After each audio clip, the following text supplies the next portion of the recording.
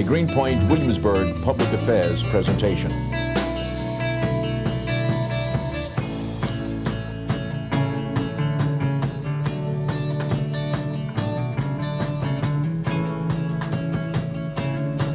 This is Neighborhoods Today.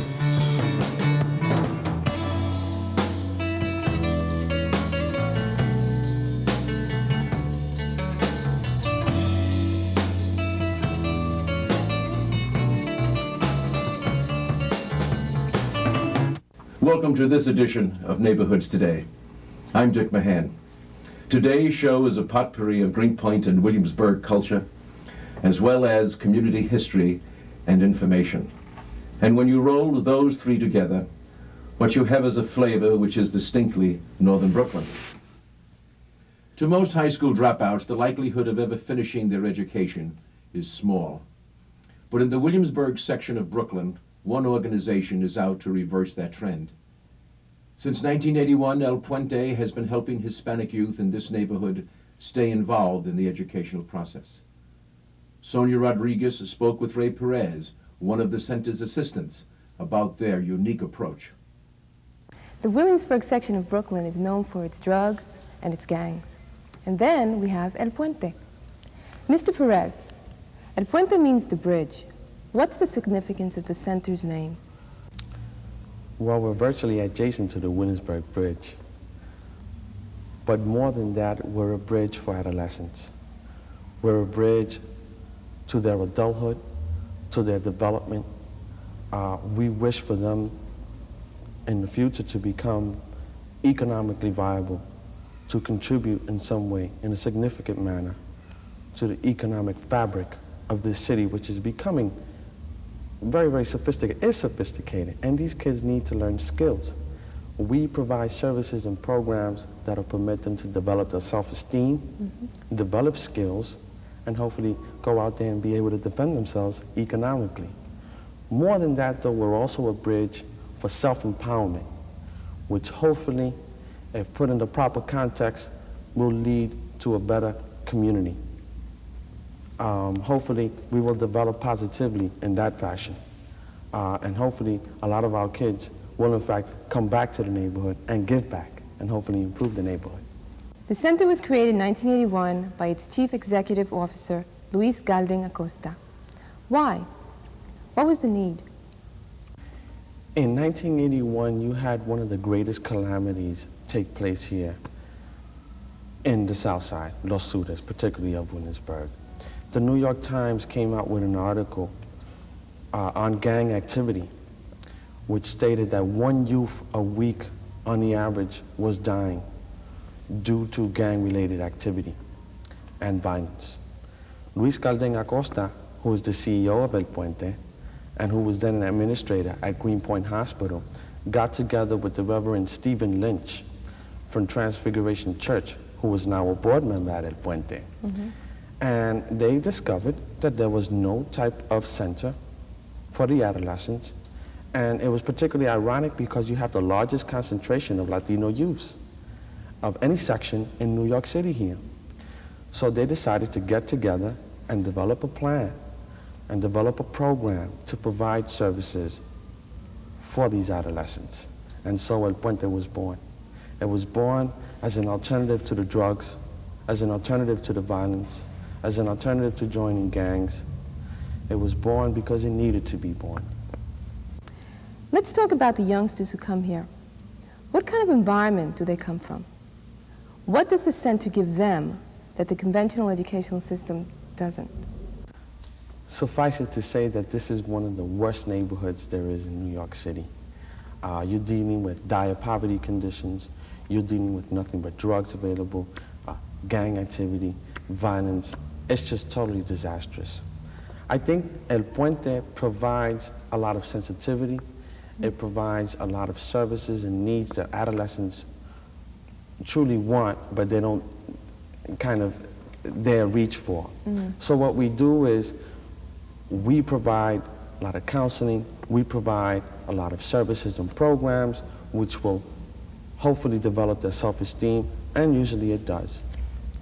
We're very, very sensitive here. We're very, very committed. We really want to see youngsters succeed. And so when a youngster comes in here with a problem, we want to let them know that they can be loved, and that has to begin with self-love, with the understanding of the self. And we provide kind of a bridge for that self-understanding. For example, in our MASH unit, which deals primarily with the body, we have a component called BEST, which is Body, Exercise, and Sports Training. And under that wing, we have aerobics, we have karate, and various other physical activities. In addition to that, we have an alternative high school, and we take at-risk kids. These are kids who generally are not acceptable in the conventional school district, in the school system. And so what we do is try and develop a self-esteem level that's positive, and will permit them to believe in themselves, and eventually they can learn and identify and so on and so forth, and develop skills that will permit them to be economically viable in the society. What type of program does El Puente offer? We are a comprehensive center. We offer programs that are medically related, artistically related, educationally related. We have over 31 different activities. In the arts, for example, we have art, we have music, we have dance, beginners, advanced, and intermediate. We have medical services that are completely free. We have an alternative high school which deals primarily with kids that are considered at-risk dropout kids. So we take the kids that other schools wouldn't accept. In addition, we have our kids take part, that is, in every policy-making decision. We have representation even on our board. We have kids sitting on our meetings and give us suggestions. This is a client-centered organization. How many of the youngsters are successful with the center's programs? Where and what have they moved on to? Let me give you an example. We have a gentleman by the name of Juan. Juan was a dropout kid, didn't have much of a family. Teachers in the educational system declared him virtually crazy. But he came in here, he wanted to help himself. So what do? We put him in our photography program. And the kid is winning all types of citywide contests. Yeah.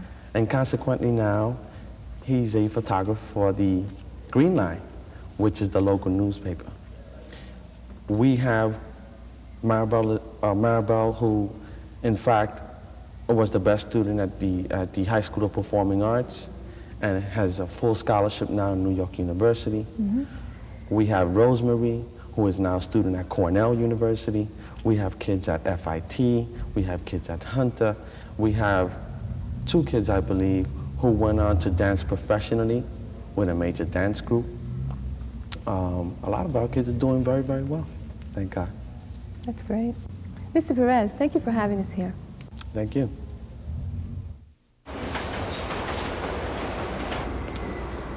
Attention travelers. Next Tuesday, a major hurricane will cause complete chaos throughout the city. Food, water, and phone service will be in short supply. There will likely be panic citywide. Stand clear of the closing doors, please. Disasters don't plan ahead. You can. Talk to your loved ones about how you're going to be ready in an emergency. Don't wait. Communicate.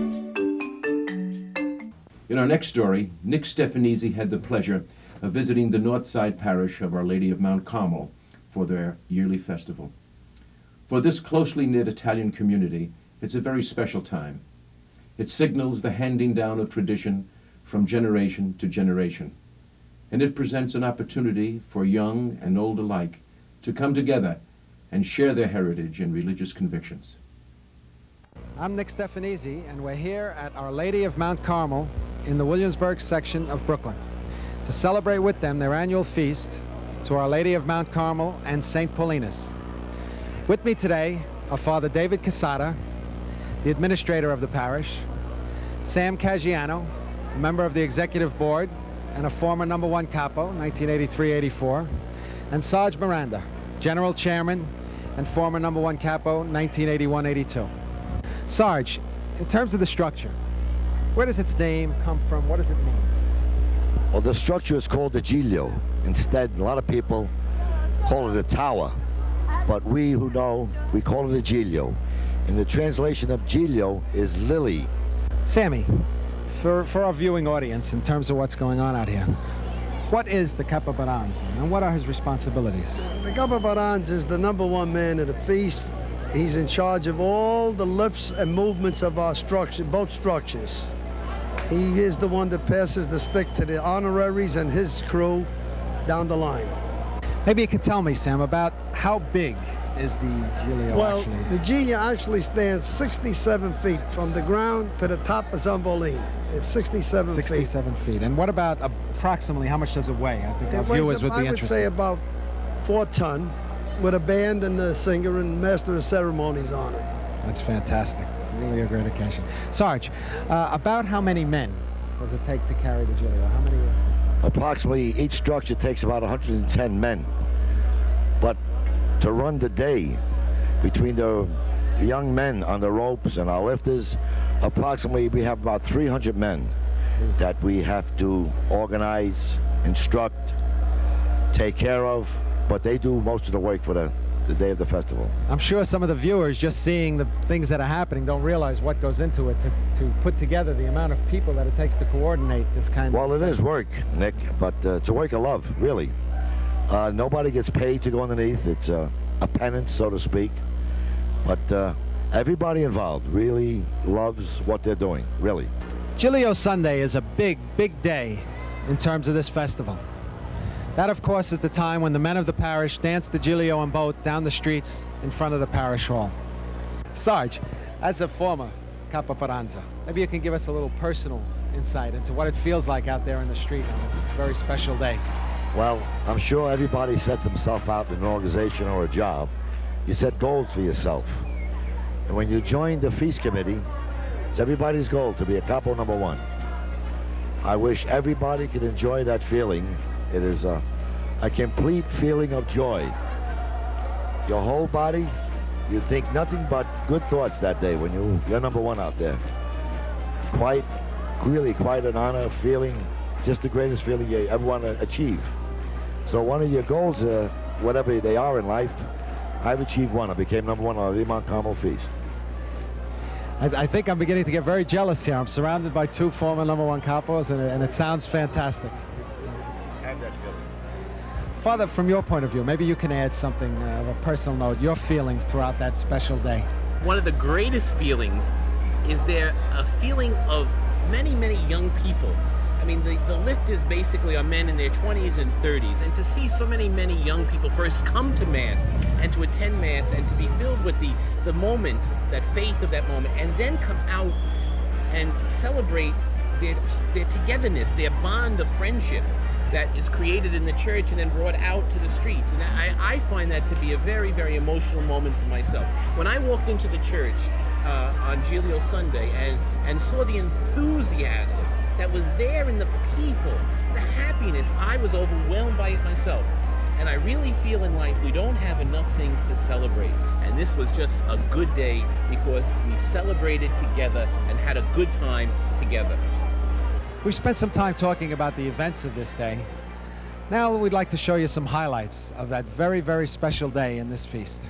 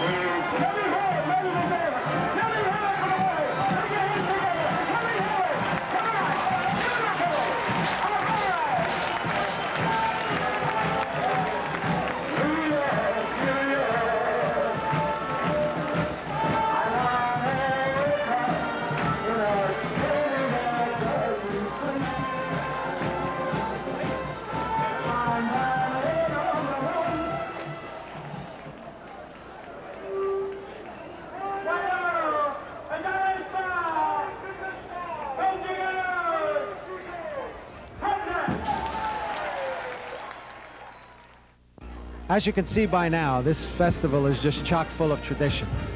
Another being the Cuesta, meaning the distribution of the blessed bread throughout the parish. Sam, maybe you can tell us a little something about this tradition. Well, actually, we go out in 3 different groups. The north side, the south side, and we extended to Greenpoint a couple of years ago. And actually, the blessed bread is more or less, Cuesta means like you're begging. That is the word, you're begging for money. And we go out, we enjoy ourselves that day, and then we try to bring everything to the people. Like Sarge mentioned and Father mentioned, we go to the people of the neighborhood, and this is our way of also collecting a few funds for the feast. Father, again for you, how did it feel to go out into the streets of your parish and beyond, out to the other parts of the community? I probably found that to be one of the most fascinating things, is going out and going through the streets, walking through the streets, and I've walked through many of them these past few weeks. I know the neighborhood a lot better now than I did before. One thing that's very interesting is that people wait. People are waiting for us to come with this bread. People are waiting to give their love and devotion to San Paulino, and that was truly inspiring. It is. It's an amazing thing to watch. People really get into it. In terms of this feast, we've been talking a lot about things that represent certain things and traditions. I think the dancing of the children's boat really gets to the core of the traditions that we're speaking about. Father, maybe you can give us a little insight into that. Well, in my own opinion, I think that one of the most important things is to maintain traditions in life. And if you don't incorporate a child into the traditions of some feast or some parish occasion, you begin to lose the young people. And I think what we have done here, and I give a great deal of credit to the men that work on the executive committee for coming up with this idea of a child's boat and a child's Giglio. And those 2 nights where you incorporate children into a feast and you give them something to look forward to. This tradition in this neighborhood will never die because the children are incorporated from a very, very early age.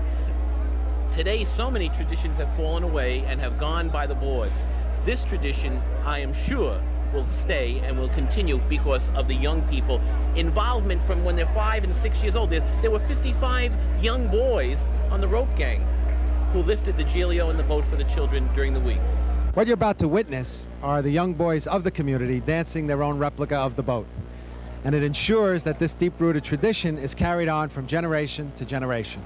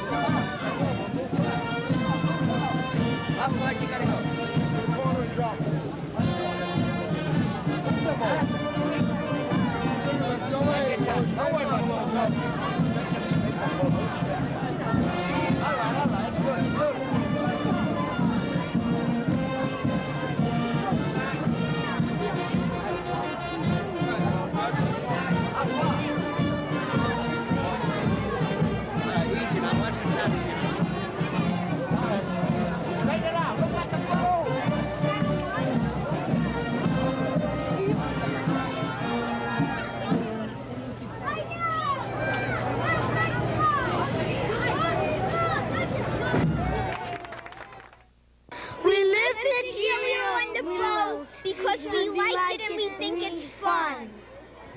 It's an honor to our church, and it's lots of fun. We do it to represent our church and St. Paulina's. It's very difficult to say, how do you feel about the feast? To me, it's like life. I wait for this every year. I've been in it since as far back as I can remember, 6 years old. My father put me on a statue when I was about 8 years old, sang my first song. And it's just life. It's fantastic. It's just something spectacular. It's in our blood. And we were brought up with it, and it's going to stay there. And I hope that the younger generation gets to feel exactly as we do, that they have it in their blood, and they will continue this tradition. because it's something that cannot be forgotten.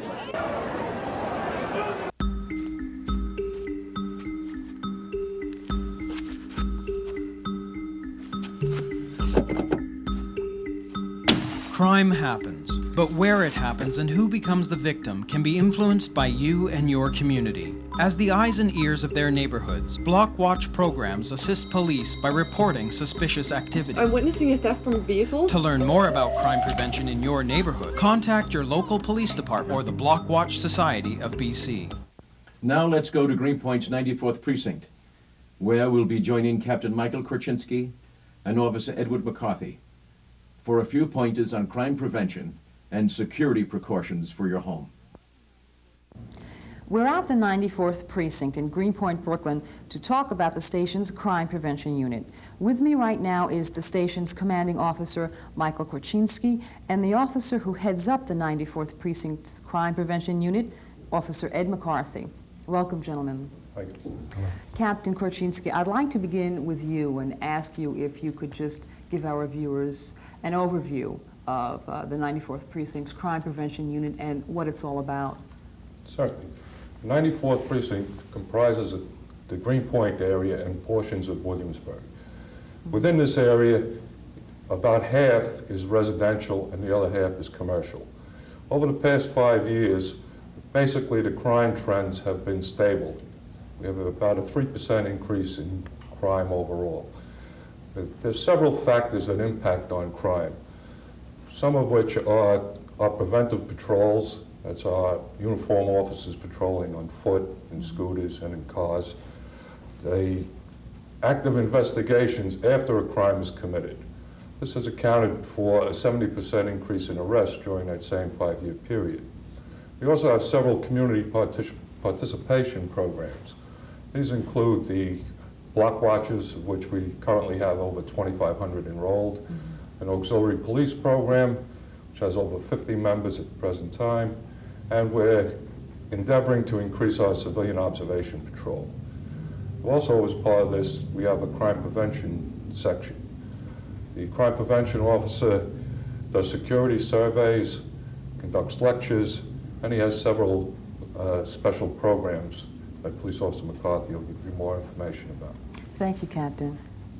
Let's talk a little bit about your specialty, which happens to be break-ins. Could you elaborate just a little bit on what exactly that means and what it involves?